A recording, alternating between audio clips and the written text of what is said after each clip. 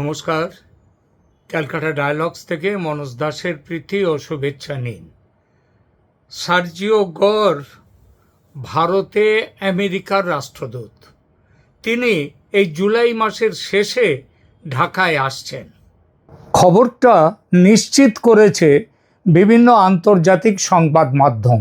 এমনকি ঢাকার কূটনৈতিক মহলে একটু কান পাতলে শোনা যাবে ফিসফিসানি, কেন আসছেন সার্জিও গর? তার মানে হলো তিনি ঢাকায় যাচ্ছেন। সাধারণত এক দেশের রাষ্ট্রদূতরা অন্য দেশে যান না, বেড়াতে যেতেই পারেন, তবে সরকারি সফরে আসেন না। কিন্তু কথাটা হলো এই বৃষ্টি বাদলার দিনে সার্জিও গর যে বেড়াতে আসছেন না বাংলাদেশে, সেটা স্পষ্ট। তাহলে কেন আসছেন? আসছেন এই জন্যেই যে ভারতে তিনি ট্রাম্প সাহেবের রাষ্ট্রদূত তো বটেই, কিন্তু তার সঙ্গে আরও একটা গুরু দায়িত্ব তার কাঁধে দিয়েছেন ট্রাম্প। কারণ ট্রাম্পের বিশেষ আস্থাভাজন তিনি একই সঙ্গে দক্ষিণ এশিয়া ও মধ্য এশিয়াতে ট্রাম্পের বিশেষ দূত। যে পদে তার আগে ছিলেন সেই বিখ্যাত ডোনাল্ড লু, মনে আছে নিশ্চয়ই তার কথা। অবশ্য বাংলাদেশের অনেকেই তাকে বলবেন যে বিখ্যাত নন, কুখ্যাত। ভারতের মানুষের কাছে তিনি তেমন পরিচিত নন, কিন্তু বাংলাদেশে তিনি বেশ চেনা নাম, পরিচিত মুখ। কারণ শেখ হাসিনাকে গদিচ্যুত করার যে পরিকল্পনা ছিল ডিপ স্টেটের, সেই পরিকল্পনায় ডোনাল্ড লুর খুব বড় ভূমিকা ছিল। সেই ভূমিকাটা তাকে দেয়া হয়েছিল তার ওই বিশেষ পদটি দিয়ে, যে তিনি এশিয়া এবং মধ্য এশিয়ার তিনি বিশেষ দূত আমেরিকার। দক্ষিণ ও মধ্য এশিয়ার দায়িত্বপ্রাপ্ত মার্কিন সরকারের প্রতিনিধি হয়ে এই মহাদেশে, এই উপমহাদেশে যা করবার আমেরিকার স্বার্থ রক্ষার, সেই কাজটি তিনি করেছেন।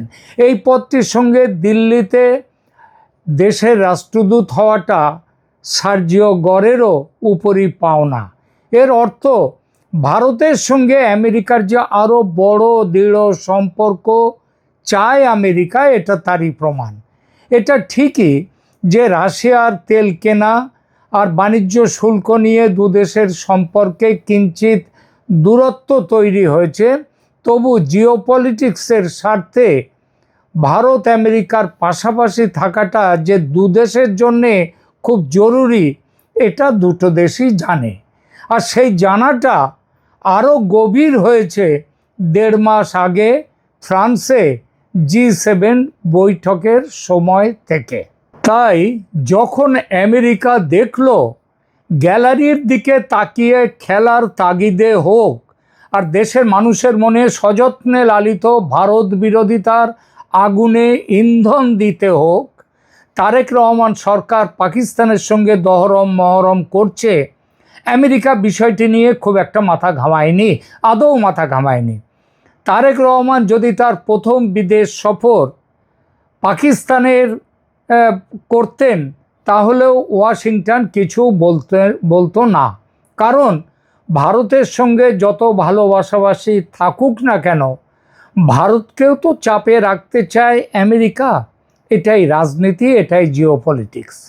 কিন্তু তারেক রহমান পাকিস্তান সফরে না গিয়ে গেলেন চীনে। লক্ষ্য ছিল চীন দিয়ে তিনি সফর শুরু করবেন প্রধানমন্ত্রী হয়ে। তবু মালয়েশিয়াতে পা রাখলেন একটু ছেলে ভোলানো গান গাইতে। বলতে চাইলেন, কই চীন দিয়ে তো শুরু করি নাই, বাংলাদেশ নিরপেক্ষ, চীন ভারত সমদূরত্ব। এই সমদূরত্বটা মানে এই যে চীন সফর আমেরিকার সহ্য হয়নি।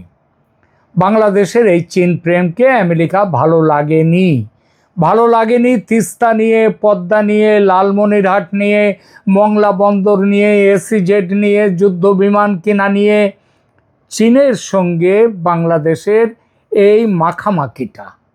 আমেরিকা ও ভারত দুদেশেরই সন্দেহ গোপন চুক্তি হয়ে গেছে চীনের সঙ্গে। এরপর চীন থেকে ফিরে তারেক রহমান নিজেকে বুদ্ধিমান ও নিরপেক্ষ দেখাবার জন্যে ভারত সফরে আসার ইচ্ছা ব্যক্ত করলেন। প্রস্তাব পাঠালেন দিল্লি আসবেন। ভারত সাফ বলে দিল আসতে হবে না। কূটনৈতিক বার্তা চলে গেল, ভুলে যাও গঙ্গার জল, তিস্তার জল, বাণিজ্য চুক্তি, ট্রান্সশিপমেন্ট ফ্যাসিলিটি, এসব আর কিচ্ছু ফিরিয়ে দেয়া হবে না। বাংলাদেশের জন্যে ভারত প্রায় দরজা বন্ধ। শুধু এই নয়, সীমান্তে যুদ্ধকালীন ব্যবস্থা নিতে শুরু করেছে ভারত। শেখ হাসিনার দেশে ফেরার ব্যবস্থাটাও শুরু করে দিয়েছে ভারত। ভারত একা যে খেপেছে তা নয়, খেপেছে আমেরিকাও। তারেক রহমানকে ওয়ার্নিং দিতে, মানে একেবারে সামনাসামনি বসিয়ে একটা আলটিমেটাম দিতে ঢাকায় চলে আসার সিদ্ধান্ত নিয়েছে আমেরিকা, আর তাই এসেছেন সার্জিও গর। তারেক রহমান আনপড় রাজনীতিবিদ হলে ভারত আমেরিকা দুই দেশকে দূরে ঠেলতেন না, কিন্তু তিনি একেবারে কাঁচা খেলোয়াড়। এখন ছুটেছেন সৌদি আরবে। রথ দেখা আর কলা বেচা একসঙ্গে দুটো কাজ সারতে। কীরকম? সেনাপ্রধান ওয়াকারুজ্জামানকে পাঠিয়েছেন তুরস্কে আর নিজে গেছেন সৌদিতে। দুই দেশের সঙ্গে আমেরিকার ভালো মহরম। আবার যদি তাদের প্রভাব খাটিয়ে আমেরিকার সুনজরে আসা যায়, এবং সবচেয়ে বড় আশা, যদি শেখ হাসিনার দেশে ফিরে আসাটা আটকে দেয়া যায়। এক সময় দেশে ফেরাও, আমাদের দাও।